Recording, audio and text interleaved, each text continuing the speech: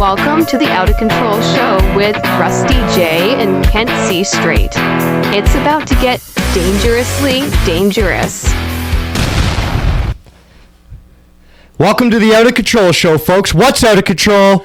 Who's out of control today, Kent? Where's it out of control? And why is it out of control? You know what's out of control, bud? Is I just watched that documentary, just came out a week or two ago, by Aaron Gunn. He's a good Canadian and kind of like investigative reporter.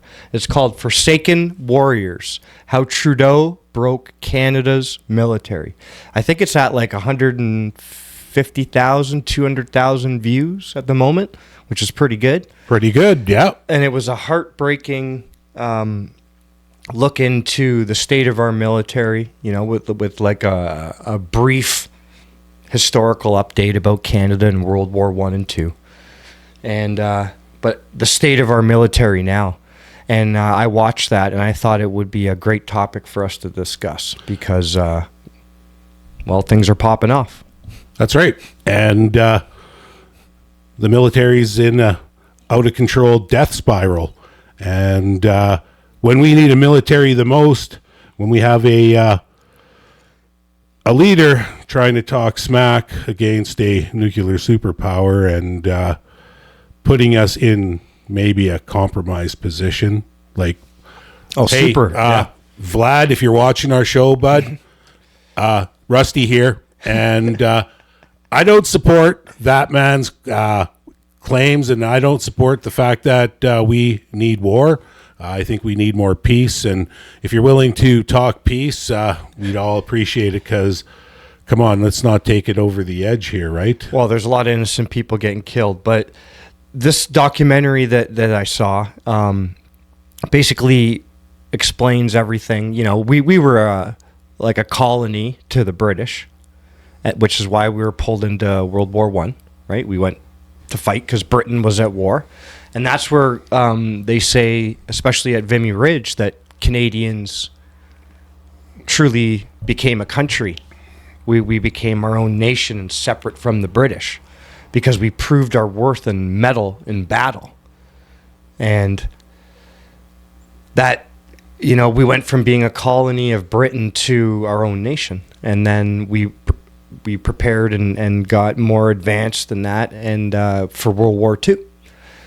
And I think in the documentary anyway, again, Aaron Gunn's Forsaken Warriors, I suggest every Canadian should see it. Yeah, take the time, make the time. But they made, and you have to forgive me, I'm going to bring some information out from this documentary, but I'm not taking credit for it. I want people to go see it. Absolutely. But in World War II, we had like the third largest Navy, the fourth or fifth largest Army, like the third, fourth, or fifth largest Air Force, or whatever it was, or the most pilots flying for other countries. So Canada has a fearsome military history. Sure does. A very fierce. And like legendary at some points. I do believe, joking aside, that some parts of the Geneva Convention were probably had to be brought in because of some Canadians got a little out of control. Because there's a bunch of videos on the internet, like when, and hopefully some of you folks might have seen them and know what I'm talking about. But when Canadians hear the word war, they go bananas, right? Yeah, well, they get down and stand up and, you know, represent, and that's what Canada's known for, right? It's one of the great things about being a Canadian, Kent. We've got a great reputation around the world, and unfortunately, our main man there, he's wrecking it for us, and he's like basically tearing us apart within. And the state of the military is a good example of that, Kent. And it's woeful. It is out of control, people, and it's with our tax dollars. You know, we like to think that military spending is going to the most sophisticated, best weaponry money can buy, and you know, if we have money to give billions of dollars to Ukraine, then shouldn't our military should be top notch? There shouldn't be nothing that they need in order to protect our country and our reputation abroad. And that's from everything, though. Protect our country from forest fires, floods. That's right. And if they're so concerned about the whole climate change thing, again, like we've said in other videos, have the equipment to handle these problems. That is also another part of protecting Canada. Because a great, let's just say, terrorist opportunity would be a rather large forest fire. It's cheap to start. And That's right, Kent. Like, you know what I mean? So it's not just tanks and bombs. It's also home defense. And I mean, recently we've had how many? 2 or 3 different groups of guys, a father and son, and another guy caught being trying to get into the United States. Right, and who were they affiliated? Terroristic acts. But who were they affiliated with, Kent? I don't know for sure, but probably all kinds of people. I recall was specifically ISIS. Now, the only reason why I bring up ISIS is because our prime minister, made it okay for these people to be rehabilitated, and that we spend our Canadian tax dollars on, making these people nice and love the Western world. I don't know how that worked out. You never find out how things work out. Well, I kind of got an idea. Do all these things, right? Well, maybe this guy was part of the program that they just popped him and his son, right? Yeah, but for every couple guys they catch, how many didn't they? Well, that's right. And Right. I've said this for a long time, and it's back down to numbers, right? We're back to numbers. But if you think we've immigrated 1 million people, and let's say out of those 1 million people, 5% are extremists, jihadists, and those are the ones that we're talking about, right? Because we can't paint everybody. There's extremists in every religion, every race, every frickin' cult, right? You got the battle of good and evil. So these evil, doers, if they're 5%, that's 50,000. That's a standing military, man. And with 50,000 people that were, let's say, well armed, and they went on a rampage, let's say, all at the same time, they could inflict a lot of pain and a lot of suffering on a nation. And we've seen it happen all around the world, right? Look at what happened after the Americans pulled out from Afghanistan. How long did it take the Taliban to take them over? And then once that happened, did you see anybody else on the planet step up to save those people or give them a hand? Maybe defend themselves from the Taliban? Well, they left all those weapons, but did they leave anybody? Billions, tens of billions Right, of dollars. but did they worth of leave weapons? anybody to use them? No, they just left it as what, a gift? And that was the Kamala and Biden administration that made those decisions. So Incroyable. Well, it's out of control, bro. Well, and what this all ties into is, like, Canada, let's be honest, as we all know, we are woefully unprepared for actual combat. We have, I'm sure, excellent trained soldiers, many of them, but our equipment, and I like in this documentary, they had Aaron Gunn's documentary, they had former military, like high up military members, and they're saying things like, we don't have anti-aircraft defense. Right. We have, like, even if Canada remains neutral and we somehow, even though our prime minister is pushing the buttons, like Putin comes out and basically says, don't use long range weapons because we know they're from NATO. So you start hitting deeper into Russia. And I'm not pro-Russia, pro-Ukraine, anybody. It's going to sound ridiculous. Like Donald Trump, I'm pro people not dying. Yeah. Right? Because that's all about, there's peace. a long history in these parts of the world that many of us don't truly understand. And a lot of the information we get is bullshit. So, like, if Canada remains neutral even, and there's a conflict, a true conflict between America and Russia, what's the most direct route from Russia to America? What's the most direct route, Rusty? Well, absolutely through the north there, and Canadian airspace, baby. Canadian airspace through the Shield. I guess it's a little more difficult. So what if America wants to shoot down these missiles? Where are they going to shoot them down? Are they going to shoot them down over America or Canada? What do you figure? Oh no, well they don't want no debris in their country, so they'll do everything they can and to do it over Canada and hopefully more in the northern parts. But I guess that depends on intercept rates and what kind of weapons we're talking about. Let's just face it now.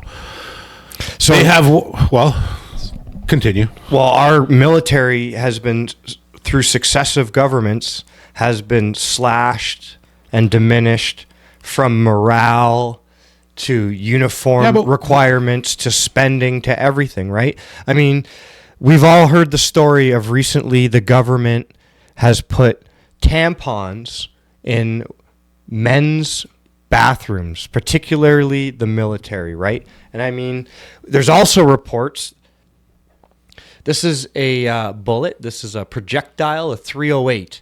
Canada has roughly a few days of ammunition. Okay, our prime minister is pushing the buttons and beating the drums of war, knowing that we can't defend ourselves and we have days worth of ammunition, but we have probably hundreds of thousands or millions of tampons for men's bathrooms. And they're pushing the buttons of war, knowing that we can't defend ourselves properly. And if they were to launch 20 nukes, if it got that bad, 5 were going for Canada and 15 were going for America. Which ones would America shoot down? Like, we keep cutting our military and we keep doing all these things because we think big bad America's always got our backs. And there might be a day that they don't. And we fucking can't shoot tampons at our fucking enemies. And I don't want war and I don't want death, and I know it's fucking horrible, but when we're running out of actual things that is going to keep all Canadians alive for stupid woke shit while losing and wasting and blowing money and hurting the morale of our war fighters, and we worry about all this woke DEI bullshit when these people are supposed to be trained for a mission, go handle shit, as horrible as it might be. It's not about your fucking feelings. And we have more tampons than fucking bullets. Why doesn't the government, instead of wasting probably millions of dollars on dispensers and maintenance and stocking and boxes of these things on military bases, why don't they give them to women's shelters, since the costs of everything are so high? Why don't they actually help people instead of doing stupid shit while we're running out of what's going to really keep us alive when it fucking comes to that day? Hey, Ken. Sorry. Fuck. You know where they can put those? Yeah, where? They could put those in the woman's bathroom because they probably don't have any. I know. And they're probably not supplying them for them. So let's help out the ladies. Come on, Justin. Come on. Well, I don't think our soldiers are paid particularly well unless you're probably way up higher in the ranks. So, I mean, could the female soldiers use those? Yeah, probably. I know this So stuff's now not the female expensive. soldiers got to go in the male soldiers' bathroom to get feminine hygiene products because we can't, I hope they're putting them in both bathrooms. So is what I'm I saying. just saw. Come on. I just and if saw. they're not, why aren't the ladies, saying something about that? Or why aren't there more Because it's- ladies complaining? Because we're the Outta Control show and we say the shit that other people won't. That's right. L'chaim. Cheers, brother. But seriously, folks, we are in a time of war where they can make your electronic devices explode. Yeah, people. Right? Now, Listen- this just happened with Hezbollah and Right. Israel. And who knows the whole truth behind it. But let's just say it was an interesting plan. Whoever you're whatever side you're on, to either manufacture or intercept those devices like pagers and cell phones and radios and whatever else went off. To be able to do that and successfully get it into these people's hands and then make it happen is dangerous, number one. If they're on a plane and the shit goes off at the wrong time, you're taking down a whole plane full of people. But if it all works out and things are timed properly and there's safeties involved, I don't know. But you take out the bad guys. Like what I would I don't know. Who are the bad guys truly, though, right? Again, just like Russia, Ukraine, I'm not taking a side because it's all sides are funded in different ways either directly or through charities or financing through, different countries in different ways. Yeah, all they're doing is needlessly killing people. That's what's happening. Nothing's really changed other than the landscape and the morale because, right, with war comes big, grievances and grieving and a lot of hurt feelings, right? And a lot of money to be made. Well, a lot of money to be made to rebuild and build it back better, right? We've said that once or twice, but that's their motto: build back better. So it's a freaking crying shame, Kent, that we're in this state, and this is why we need to have these conversations so we can basically maybe put it back into the minds of Canadians that, and I'm going to say this lots, is we are the government. It's our word. We, you, me, and everybody else here, Kent, we're the ones who put those people in, and we should have some say in what they do, and not the other way around. Right down to how many million devices were they surveilling during COVID, and whose dirty, nasty secrets, and does everybody now have a profile or a file? Of course we do. Are you categorized? We're on a watch list. We are on a watch list. You got that right, bro. But we don't do nothing wrong. Yeah, we're not that out of control. Taxes are up to date. Shit. We could be, is a couple dudes C63, having some beers. C293. Wow. We're almost classed as terrorists, bro. We would be classed as terrorists. Just two dudes wanted to, talk with Canadians and basically bring up some things that we think are right out of control and things that all around the world, right? But, having that kind of free speech and free mind and being able to carry out a conversation with the world, is important. And now they want to take that away from us and make it limited. And if you don't follow, tote, or be like state TV, you will disappear, And that, to me, Kent, really sounds like communism. And, I can't stress it enough that if you look at the pillars of communism, they're happening right within our government, and they're happening right within our day and age, and it's a slow coup of democracy, and but with a smile and with a smile and a lie, exactly, and a lie. That's right. And I don't know, but between you or me, Canada, I'm tired of the lying. I'm tired of them just looking you straight in the eye and lying, bold-faced lying, and there's no accountability. And while lying, they're making everything worse. By worse. Actual legislation and policies, right? But here's the situation, and this is why I wanted to do this topic, and we called it war, because I watched that documentary, Aaron Gunn, Forsaken Warriors. I can't say it enough. If you love Canada, regardless of who you vote for, just watch it. Just watch it, please. It's like an hour and something. It's worth your time. It's very important, especially as the drums of war are beating all over. We are involved in at least 3 or 4 conflict zones that we're aware of, right? We sell equipment to the Saudis, who are at war with the Houthis in Yemen, I believe. And then we are supplying Ukraine and Russia. Then we're involved in Israel and the Palestinians / all the groups / Iran. And then we're involved, I'm sure, in other places, because we have the JTF-2, the joint, the Canadian Navy SEALs. I hate... Right. No, I mean, no disrespect, boys. I don't mean to... But JTF-2, just so folks know, those are our hardcore warriors, man. And they're in places that we don't know. So we are involved in multiple conflict zones. We are hugely in debt. We have inflation and a stagnant economy.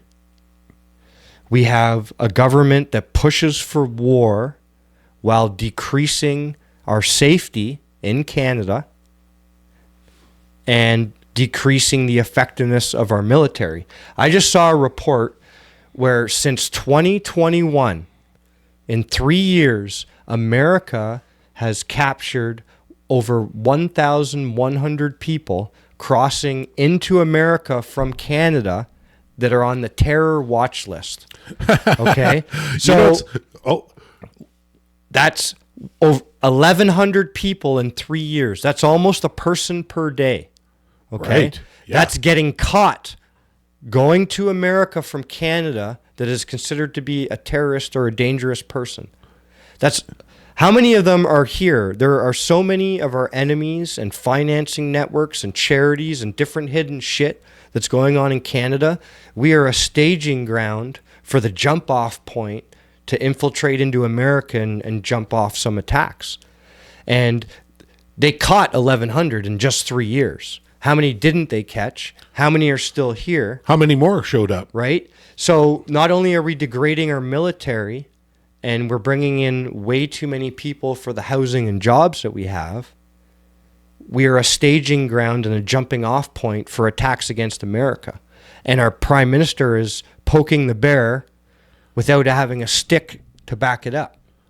Well, I found amusing there that I watched a clip and they were complaining about how out of control that immigration was, that these terrorists are entering in from Canada, but yet at the same time ignoring the southern border of their country where it's just a pipeline of people and Young men. Of young military-aged men. And I've seen people with military grade gear walking through Chinese, well, let's say Asian. Can't really say they're Chinese, Vietnamese.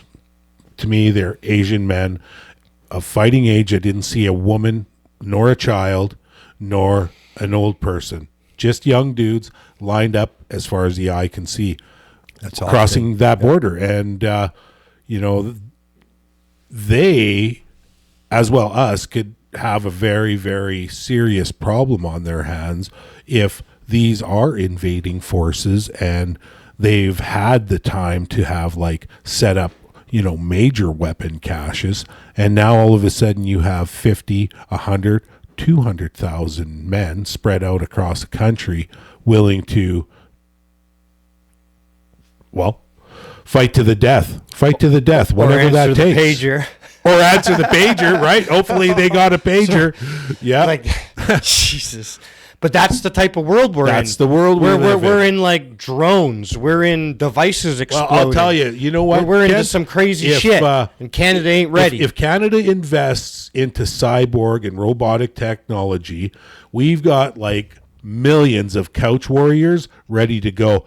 Give them a PlayStation or an X controller, and they'll fucking protect our country via robots. Because other than that, we're going to have to get some people in shape if they think we need to, protect our borders in a moment's notice. We're at that point where we need them at a moment's notice. Not we won't have time for military Cheetos and Red Bulls for everyone. Well, that's where you're going to have to. No, fight we're the Reds. We're just Kent. We're just going to have to take some pointers out of the old German playbook there. Start making Pervitin and get those. They're going to be awake for 5 days. Hey, it's the Blitzkrieg. You got to do what you got to do and rev it up, rev it out, and hopefully, make a difference. Well, what's concerned me the most, and you did briefly mention it earlier, was the 33 million devices that the government had hacked into during the pandemic to track Canadians' movements and to see if they were behaving and following lockdowns and restrictions. So here's my problem, though. We have traitors in our government who they won't tell us who it is. There's probably past ones. There's probably current ones. Okay, we have spies in our institutions, in our biolabs, in our higher education and scientific areas, I'm sure. I don't know how many. I can't prove anything, but they're there. There's got to be a few. We have thousands, obviously, of terrorists on Canadian soil. And we have a government that is pushing for war and will track our devices. Like if your device has a microphone or a camera, speaker of any kind, well, it can go both ways, right? We all know this now. That's why people put tape on their laptops. Well, it's beyond that. It's your devices, your mobile devices. Well, now it's a weapon too. No, but could be. It's all your devices, all your smart devices. Isn't like if you have a smart thermometer, if you have a smart light, if you have whatever smart.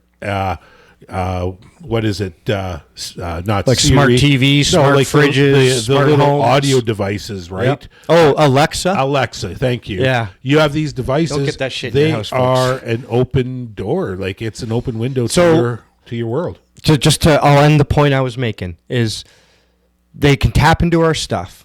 They're pushing for war. We can't defend ourselves, and people who want to speak out or try to find solutions or ask questions are shut down, called names, and everything else. Shadow banned, whatever. Like we're in a time where we need Canadians to speak to each other the most, and it's slowly getting harder and harder to do so. That's right, and it's going to be a lot harder once they pass these C-63, and I think it's C-293, right? I believe. These bills will basically, if they find anything you say to be, I guess, offensive or not go along their agenda, they will dictate what you get put on and silence you, cancel you. How far that's going to go, I guess we'll find out if it gets pushed. Now, I hope the Conservatives have enough power there, and because if we'll see, it all boils down to how many votes they get right in this process, and it's already gone through the first stages. So I don't know. It seems like all 338 are maybe selling us out for certain things, but I sure hope, because nobody's really talking about it.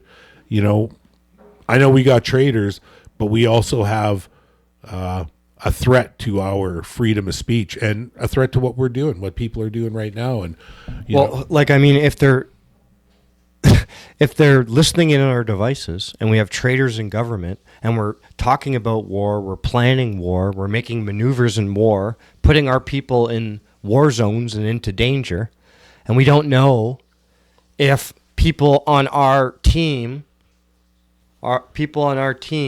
the government, is giving our enemies our information, our war tactics, our personal information. Oh, absolutely we are. Because they tapped into our devices. They tapped into our devices. So who's to say... knowingly trained Chinese troop for winter warfare here in Canada. So who's to say that our worst enemies don't have our habits, our data, what we purchase? Well, Kent, let's know what I mean? Well, why aren't they answering these questions? We can't vote in an election and have a proper country if we don't know who we're voting for and if they're a traitor or not. That's right. Fair. That's fair. Not crazy far-right conspiracy, is it, bud? No, not at all. We should be able to know if we're voting for a true Canadian, at least. I don't care where you come from, but if your allegiance is to Canada and not to a foreign country, we should know that before we vote. I think that's fair. Oh, it is fair. It is so fair. But there's also this, Kent. As you can see, for what our Prime Minister has done in the past few years to pretty much almost pledge his allegiance to foreign governments and foreign, conflicts, powers and conflicts, right? You could say he's somewhat compromised. I think he's compromised. Maybe he went to a Diddy party. Yeah. Well, some say he may have went to lots of parties. Or a close. He was allegedly. He had some friends that were basically convicted of Diddy style offenses. So I think it was one guy. Yep. No, there's been a couple actually. Yeah, a couple. We'll find those. Yeah, well, I'll throw them up, and but it's pretty interesting how these things are. Well, you got to think this is such a big business, and we just talked about it in our last episode, and how out of control that is, right? But it ties into everything. It ties into government everything. decisions. Absolutely, it does. Right? Because Like when this stuff people are influenced is or at the coerced. government levels, right? It has to be as big as it is, right? So, But what I'm saying, what I was alluding Yes, sorry. to was, what if the reason why there's no hope for our military and there's no money being put in that direction is because we're already sold out. We've been conquered. He sold us out long ago, and there's no sense fighting the fight because we won't win. And he's made it that way. And looking forward, it's always worth fighting the fight, though. for you and me, my Yeah, friend. for it the is. But if good old you are- Canadian boys. If you have an agenda to Yeah. fulfill, and Money's more important than that's Canada. right, and power, Yes. and just think of it, people here in Canada. Being such a vast land with so many resources, we have a lot to lose, and we don't have a way to protect it truly, and Yeah. it's a sad state of affairs when that should have not been the case. And unfortunately, that's why I say, are we sold out in that sense that now that we can protect ourselves, we're just pushovers, and we'll just bow down to the next overlord who decides to take us. Like I say, I keep reverting back to Afghanistan, but nobody in the world helped those people. Who's coming to help us if somebody wanted to take what we have, and you look at what we have, Yeah, and we right? think And America's going to be there, and they're not, or how something. many countries have that are energy deficient and could use the energy that we take for granted in this country, and use us as an energy hub? They don't have to turn around and buy it; they'll just come take it. Kind of like maybe what the U.S. does at times. It seems, they go to and they spread this democracy, and then all of a sudden, the natural resources are all owned by, Nobody's clean. Nobody's clean BlackRock in and any of this. Halliburton. It's just who is more. I think it comes down to the old human nature again. Like, we're tribal. There are some people who are more like us and maybe not identical. And then there's people who are way different than us, and it's always been that way. So people will generally, gravitate to people who are more like them. Canadians and Americans, although very different, are also very similar. Where if you compared that to, say, North Korea or the Congo, whoever, a totally different culture and part of the earth, people are just vastly different, and that's where certain people would congregate to them because they're more like them. Certain people would congregate to the British because they're more like them. Some people go towards more America or Canada because they're more like them, like the Western countries. But at the end of the day, we live in Canada, and Canada needs to be united, and we need to figure out how to bring people together. Well, what are some of the solutions? Well, what could something you could think of right now? Well, definitely, we need some. Well, how deep do you want to go, Ken? I mean, because when it comes down, it boils down to money. The more money you have, the more you need you need an overhaul, right? Yeah, we need to basically spend more money on our gear, in the proper areas. All our gear, missile defense should be number one priority. Like that money we sent to Ukraine, what kind of a missile defense would that money bought? Well, and money us, we right? send everywhere. We send that's money, right. 150 million here for contraceptives. That's we right. send blah, blah, blah there. Like, Canada is just bleeding money, and we have more tampons than we do bullets. And it's ridiculous. It's ridiculous. So I don't know if voting, because successive governments, both conservative and liberal, haven't met our targets and haven't that's done another issue. right by our military. I honestly this think- isn't just this is a government thing. This is not just a liberal Right. thing. In fairness, I think we really need a different voting system in this country so that every province's voice is equal to, because right now it's a one-sided Eastern front there that we have to fight, and it doesn't matter if 100% of Canadian or Albertans and the Westerners go out and vote. It boils down to those seats. So once you win those seats, every vote after that, I guess, is wasted. It's not taken into consideration. If we would have a different stance, we would have been maybe not in this position, because we would have changed governments.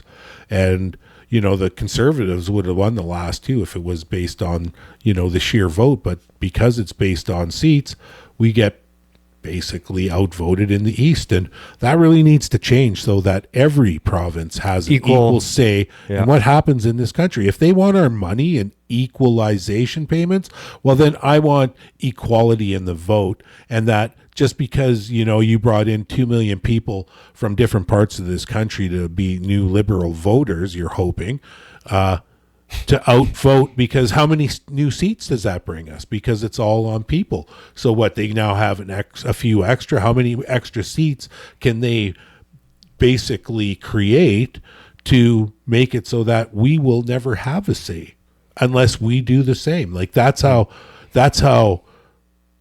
bad the system is, and it needs to be changed. Well, and there needs to be a solution to that. I know, like they say, the deep state. That's often like the bureaucracy. Those are the people, the actual government workers that don't change. Like we think often, this is how kind of some folks think, like we have the illusion of choice, right?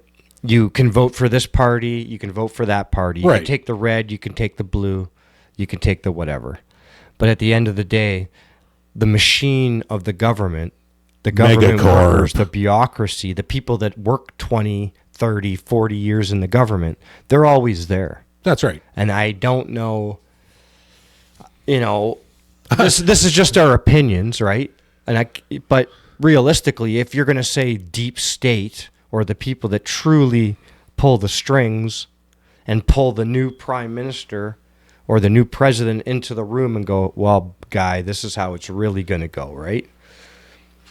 You can do this, you can do that, you can look good, but on these other things, you're not going to say shit, or you're going to vote certain ways or whatever. We all know everyone answers to somebody, donors and corporations and lobbyists and whatnot. So I would say the deep state are the ones that really call the shots, and we have the illusion kind of choice. We get a few things we want. That's right. They got to keep us happy somewhat. little bit. Somewhat, because they don't want us cranky all the time. So we try to think that we're doing better. But how do we bring up, back to the military, because of our position we're in, while being, on the precipice of perhaps a new kind of warfare that we've never seen before? How do we increase morale? How do we... what do they got to do, man? We are not ready. Oh, we're far from ready, Kent. What do you got to do, though? What would you do? What would you do? If you were in charge today and they're like, okay, do a couple things here to start at least turning the ship. What would you do on day one? So just for the military? Yeah. Okay. Well, I would have to go and you'd have to find all their... So this is the hard part, right? You'd have to find all the dedicated people that are willing to make some choices, and basically, and it boils down to money. Spend the money in the positions, and then you'll have to make it appealing so that you can now basically, you can make it appealing for new recruits, because that's something they're suffering in, is nobody wants to to join the military. Well, especially if you know military families, right? And how veterans are treated, who wants to sign up for that. So you're going to have to spend money, and you're going to have to make it, you break it down to basically, you're going to have to change things. And maybe they could invest into more robotic technology, and we can, because that's where warfare is changing. And as we can see in the battlefront in Ukraine, that drones are very effective, and they make the silent assassin, especially when it's going to get better and they're only going to get quieter. They need people to fly those. Well, they do and they don't. AI is doing a pretty good job in some aspects, but other style of robots, the Terminator class maybe, or now they got Robo-Dog and they strap some weapons on that thing. So, but they do need to be reloaded. So maybe you can be like a bullet caddy for the robots. I don't know. Kind of like in Fallout there, right? The guy who carries the bag of guns. So I don't know, folks. You would have to, it boils down to money, and you have to change morale, and you'd have to go in a totally different direction. But I would ensure the safety of our country. That'd be the first thing. And I would be looking at buying the state-of-the-art missile defense systems or whatever our options are. And if we're going to spend some money, we're going to spend it on us. But we don't have no money to spend, because where does truly this money come from? Where did all this money that Justin Trudeau Doubled our federal debt and just Somebody wasted away? printed it. Where did he get that money from? Who digitally gave or him that whatever. money? Yep. But yeah, did he give away cash, or what, just digital credits? Probably Like, pallets of cash and maple right? syrup. So who's picking up that tab? Where are we? Generations and generations of Canadians. But the problem is I don't know truly where the actual, like they say Bank of Canada, they say whatever. Well, the who Bank of actually Canada is owns, owned by Canada, but like it still has it's partly independent, owned, yes. partly owned, Yes. but it has independent investors. Yes. So who are these people? That's what I'm getting at. Yes. These are the globalists that you just talked about, Ken. The bureaucracy that That's never right. changes. These are the people that really pull the strings of our government in our world, right? In the Western world. Well, they do it all over the world. That's how, they just do it in different ways. Yep. But these small group of people have control, and they're the ones that are put our system in the way it is, right? And the more of us that know that, the better. And the more of us that can start talking and thinking that way, we can start, focusing our anger in the right positions. Mm-hmm. Because no sense being angry about ourselves, because we are being driven to be divided, Look, just not too long ago here, right? We went through another division, and I came up with a new term, and I called it vaxism. And people, we started a new like discriminatory right genre. That's right, a discriminatory brand new one. genre. Our prime minister drove us into a vaxist state. Yeah. Kent, Just like and racism, but because of vaccines. a vaccine status, you could do anything. Unless you had the right status, you were classed a second-rate citizen, and people actually wished death on the purebloods. And I'm sorry, Kent, but that's the biggest form of discrimination I've ever witnessed in my lifestyle. That's like right up there. Well, things have changed since then, and we've seen some more discriminatory things happen before our eyes and currently. So, and that is to be spoke of at another time, but keeping this this point going, it's all about being divided, and that's and I keep saying it, something I'll say one more time, but united we stand, divided we fall, brother. And if we're all busy fighting each other, we're not looking at them. And what happens when the slippery hand, you're not watching the slippery hand, right? Oh yeah, you get penetrated. Shit. So on, so that we penetrate the cabinets. Deeply penetrated. Jesus. Well, for all you folks, again, I'd just like to reiterate, go watch Forsaken Warriors. Yeah, How Aaron Trudeau Broke Canada's Military by Aaron Gunn. It's on YouTube. I'm sure it's on other platforms as well. And just think about it. I mean, we always say in various videos is we all have our problems. We all have our daily struggles and bills to pay and our own little bubble that we live in and kids to feed and all that stuff. So hopefully in between some of that, you notice that, we are being pushed further and further into war and into debt by people who leave us unprepared.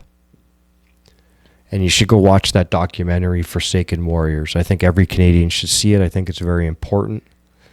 And check it out. Just wanted to say like, subscribe, and share. If you have any comments, we always like seeing those. By all means, let us know what you think. Take care, folks. Keep your sticks on the ice. Rusty J and Kent C. Straight out. Ciao.